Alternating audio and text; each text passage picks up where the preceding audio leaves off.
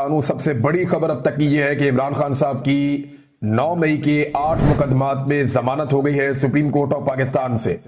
इससे पहले इमरान खान साहब पे सैकड़ों मुकदमात थे, एक एक करके उनके मुकदमात खत्म होते चले गए, बहुत सारे खत्म हो गए, बहुत सारों में उनकी जमानत कंफर्म हो गई, बहुत सारी सजाएं उनकी मुअत्तल हो गई।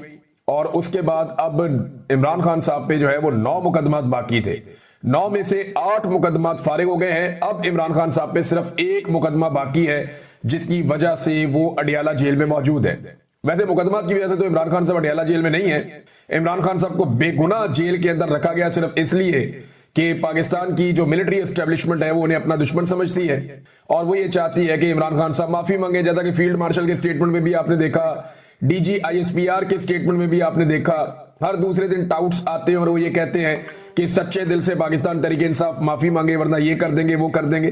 तो ये एक पुरानी कहानी है जो चल रही है। एक बात तो साबित हो गई इस फैसले से कि 2 साल तक इमरान खान साहब को 9 मई के 8 केसेस में नाहक कैद रखा गया है।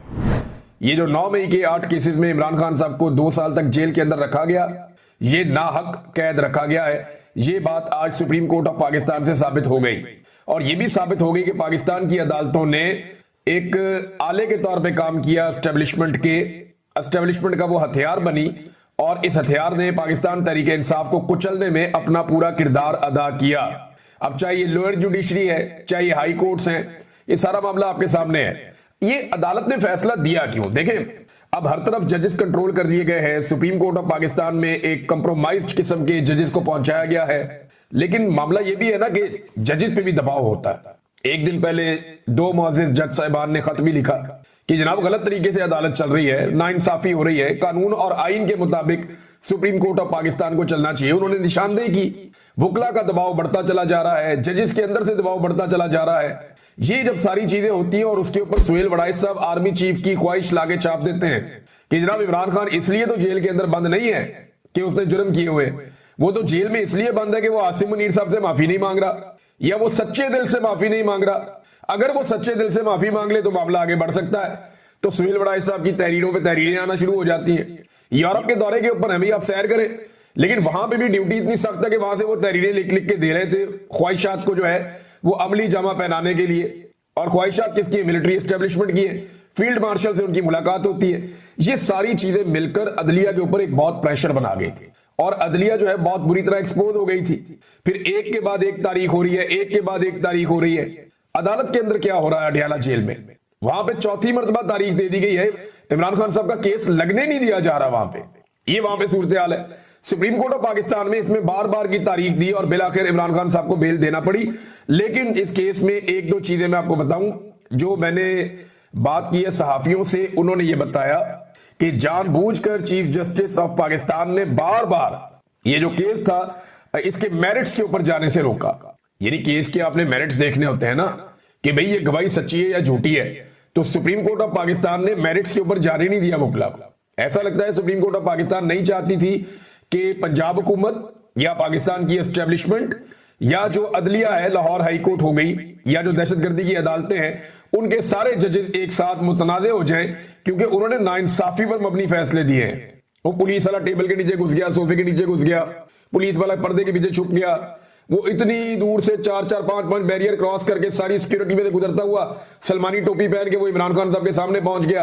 भाई इस तरह की गवाहियों के ऊपर कौन खड़ा होता है? और एक शहर में गवाही कुछ और है, दूसरे में कुछ और है, तीसरे में कुछ और है।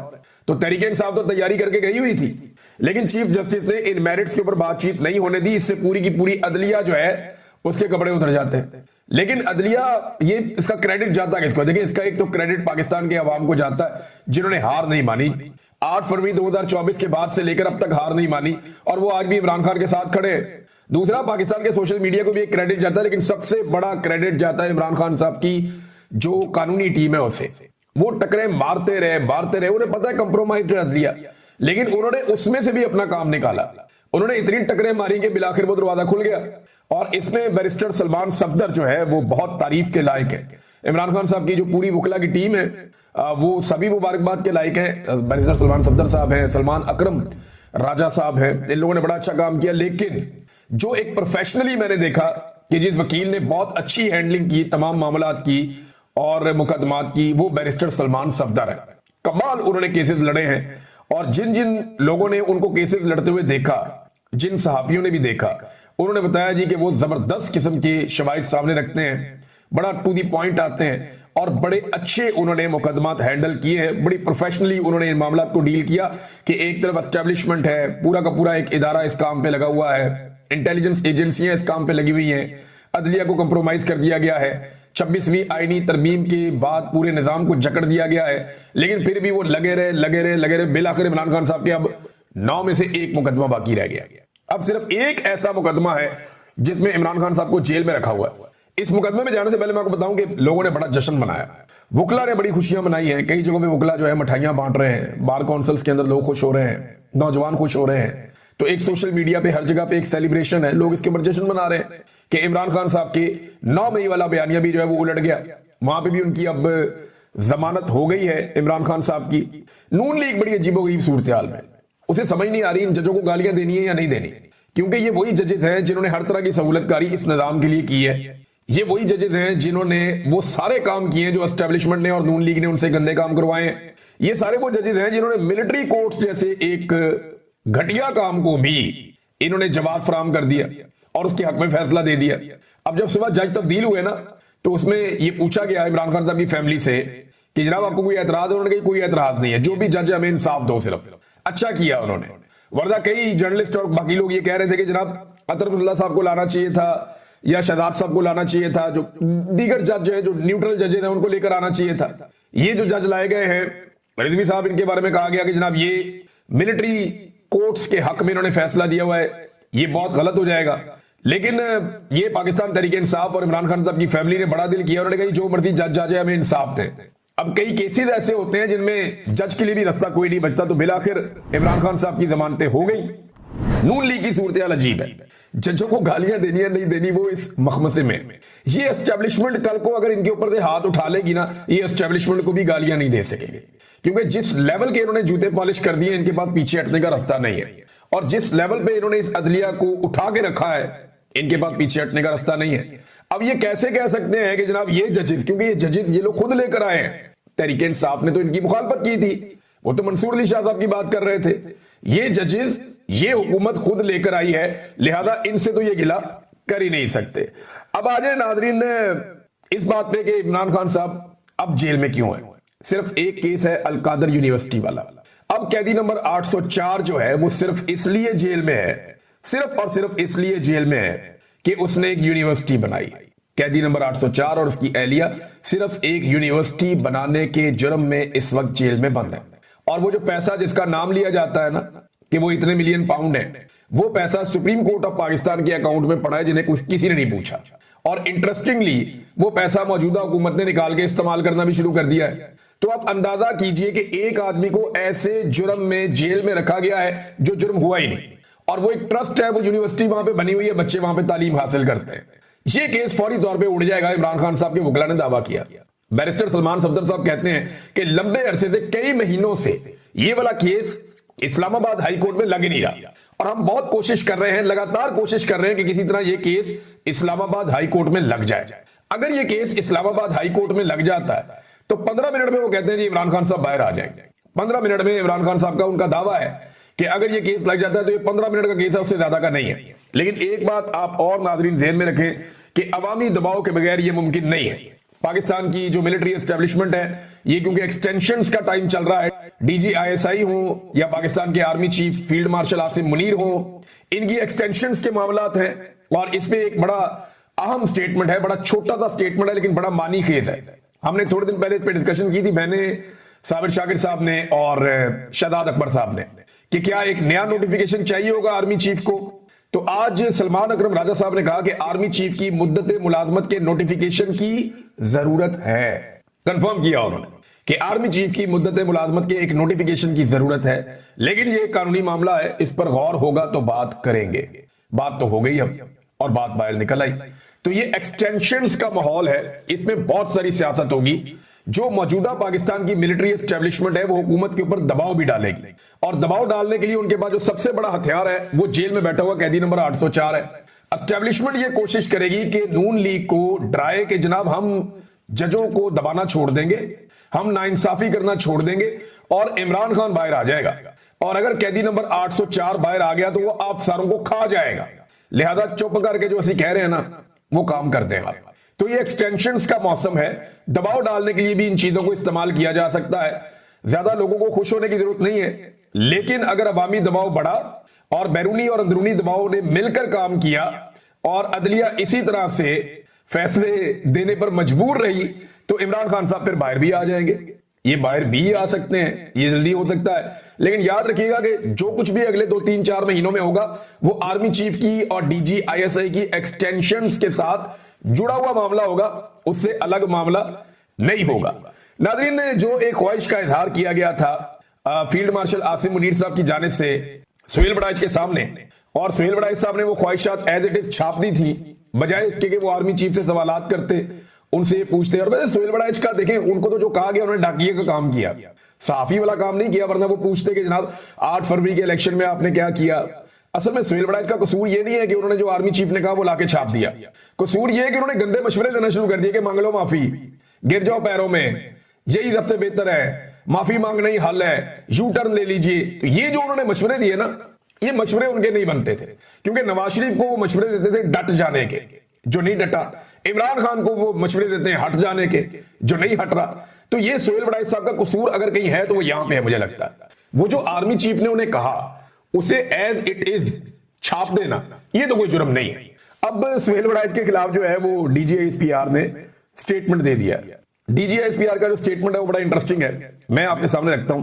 वो कहते हैं कि ब्रिसल्स में आर्मी चीफ ने इमरान खान या पीटीआई का कोई जिक्र नहीं किया, नंबर 1। नंबर 2, सुहेल वड़ाइच ने अपने जाती फायदे के लिए मन घड़त कहानी घड़ ली है, मन घड़त कहानी। सुहेल वड़ाइच साहब, मैंने आपसे कहा था ना एक पिछले वीलॉग में कि ये एस्टेब्लिशमेंट की आदत है, जैसे ही जमीन गर्म होती है ना तो ये अपने बच्चे अपने पैरों तले दबा लेती है, और यही आज आपके साथ हुआ है कि जैसे ही इन्होंने मार्केट में खबर लॉन्च करवाई है आपके जरिए से, ये बड़े लंबे अरसे से करवा रहे हैं, मैं भी साबित भी कर दूंगा, इन्होंने आपके जरिए से खबर लॉन्च करवाई और जैसे ही अवामी रिएक्शन देखा तो ये दौड़ गए। अब इनके भागने के बाद आप बताएं आप क्या करेंगे। सुहेल वड़ाइच साहब के पास ऑप्शन बहुत थोड़े हैं। देखिए, जाती फायदा भी करार दे दिया, मफाद परस्त करार दे दिया सुहेल वड़ाइच को, और साथ ही कह दिया कि झूठ भी बोलता है, मन घड़त कहानी उन्होंने खुद ही घड़ ली है, और साथ ये भी कहा कि जनाब वो मुलाकात तो लोगों के बीच में हुई थी, सुहेल वड़ाइच की अलग से हुई नहीं। फिर उन्होंने ना सिर्फ सुहेल वड़ाइच को रगड़ा दे दिया बल्कि जंग ग्रुप को भी रगड़ा दे दिया।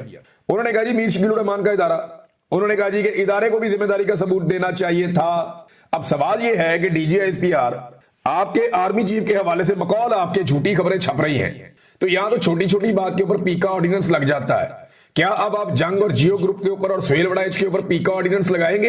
ये नहीं लगेगा, लगा भी तो एक नूरा कुश्ती होगी, इसके अलावा और कुछ नहीं होगी, ये मुझे आइडिया है। जरा आप ये सुने कि ये माफी वाली बात से भाग क्यों रहे। अवाम का रद्द-ए-अमल बड़ा खौफनाक आया, माफी वाले मामले को लेकर जो अवामी रद्द-ए-अमल है वो बड़ा खौफनाक है। जरा मैं आपको सुनाता हूं कि राणा सनाउल्लाह साहब ने एक दिन पहले इसी मामले पे जो सुहेल वड़ाइच साहब ने लिखा और जो डीजीआईएसपीआर ने भी पहले कहा था वो भी सुनाऊंगा आपको मैं। इन्होंने क्या कहा राणा सनाउल्लाह ने, ये जरा सुने आप। जो बात इस वक्त डीजीपीआर ने जो की थी गालबन 8 मई 2024 को, एक साल बाद, और जो अब सुहेल वड़ाइच साहब के फोन में उन्होंने जो बात की है, बड़े सीनियर सहाफी हैं और मैं यकीन रखता हूं कि जो उन्होंने बात की है वो दुरुस्त होगी। तो इसमें जो है वो अगर पीटीआई का ये सोच हो तो उन्हें इस बात को फिर आगे बढ़ाना चाहिए, फिर मुतल्लका जो लोग हैं उनसे बात।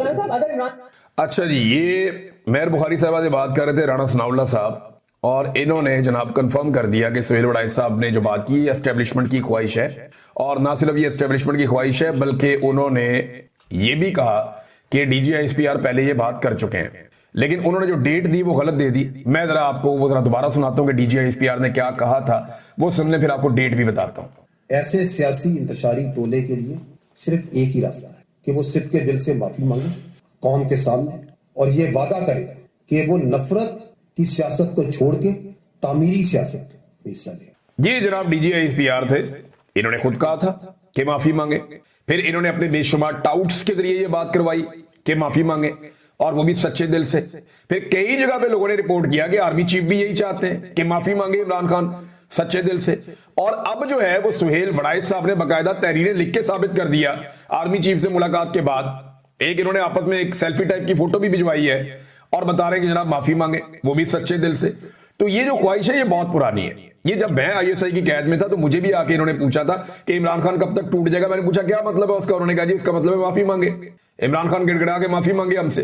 तो ये ख्वाहिश बड़ी पुरानी है, खारिश बहुत पुरानी है माफी की, और ये लगातार बढ़ती चली जा रही है। और अब उससे ये भाग रहे हैं कि नहीं हमने तो कहा ही नहीं कि इमरान खान माफी मांगे। ये क्यों कहा इन्होंने, कि ये भागना क्यों पड़ा, पीछे क्यों हटे इस मामले से, ये एक बड़ा सवाल है। पीछे अवामी रद्द अमल की वजह से हटे, और इमरान खान साहब का केस नेशनल और इंटरनेशनल लेवल पे बहुत मजबूत हो गया कि उन्हें विक्टिमाइज किया जा रहा है। इमरान खान साहब का कोई ताल्लुक नहीं इन मुकदमात से जिन्हें उन्हें जेलों में रखने के लिए इस्तेमाल किया गया है। नाज़रीन, डीजीएसपीआर का स्टेटमेंट का एक और हिस्सा भी है, बड़ी उल्टी गंगा बह रही है। अब डीजीएसपीआर कह रहे हैं कौमी इस्तेहकाम के लिए सियासी क़यादत और अवाम को इदारों के साथ खड़ा होना होगा। क्यों जी? इदारे कौन होते हैं जिनके साथ अवाम भी खड़ी हो जाए और सियासी क़यादत भी खड़ी हो जाए? अवाम मुंतखब करते हैं सियासतदानों को और हुकूमत बनाते हैं। ये हुकूमत रियासत को चलाती है और ये इदारे हुकूमत के अंडर आते हैं। इदारों का काम है जो उन्हें हुक्म दिया जाए वो हुक्म बजा लाए।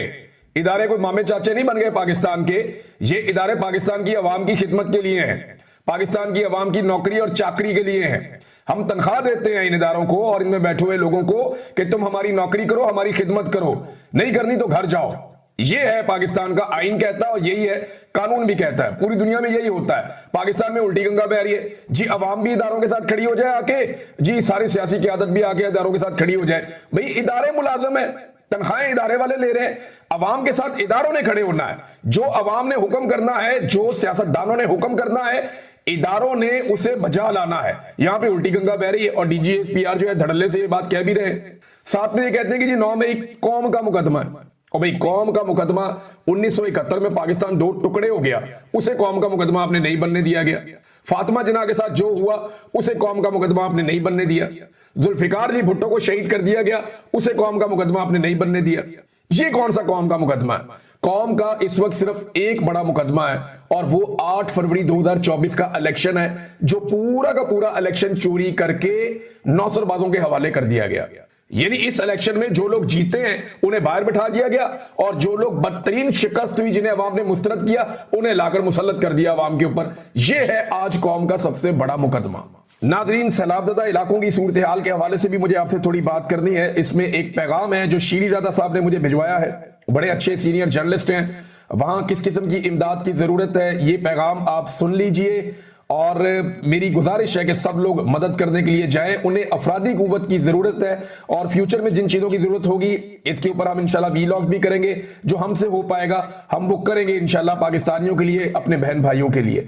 8 दिन हो गए और अभी भी लोगों के मकानातों में रेत मौजूद है, बजरी मौजूद है, सड़कें बंद है, गलियां बंद है।